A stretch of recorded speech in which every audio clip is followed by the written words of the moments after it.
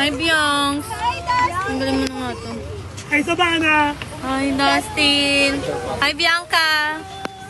Hi, Sabana! Hi, Bianca! Yeah. Das. Paps. Kenzo. Tulak mo na.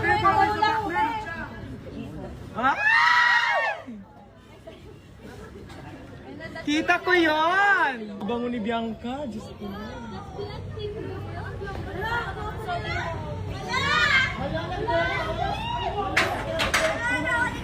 Hi guys! Welcome back to my channel. So, malungkot ngayon ang pagbabalik ng mga ex-PBB housemates sa bahay ni Kuya sa PBB house. Isa na dito na muling bumalik ay sina Bianca at si Dustin kung saan nagsimula ang kanilang pag-iibigan. So, malaking bagay talaga ang PBB house sa dalawa. Magkasama ngang dumating, kung nakita nyo sa video na magkasama dumating sina Dustin at si Bianca, gamit ang sasakyan ni Bianca. So, may driver silang dalawa.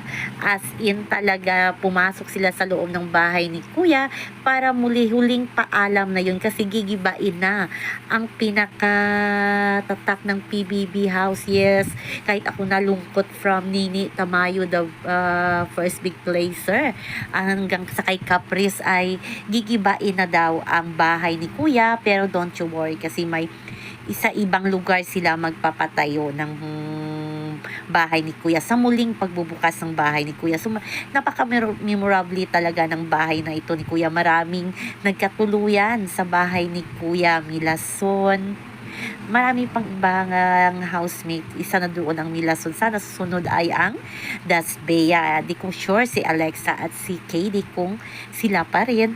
Pero maraming mga ex-PBB housemate aside kina Bianca at Dustin ang pumunta.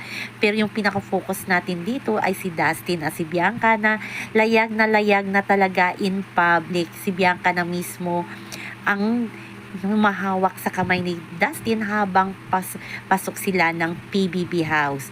So, spotted din na nagkasabay din sila ni Will Ashley at ni Mika Salamanca.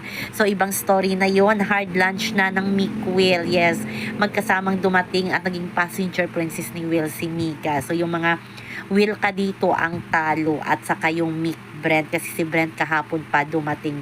So, parang yung si Dustin at si Bianca yung naging kawawa, naging bad image ng dahil sa sikreto na relasyon ni na Will at ni Mika. Pero sa ngayon, maging happy lang tayo sa Dasbea kasi free na sila at hindi na nagtatago at wala nang ginagamit na tao. Kahit ako nalungkot sa sa pag-iba ng PBB house kasi marami talagang big stars na nagsimula dyan. So yan po guys.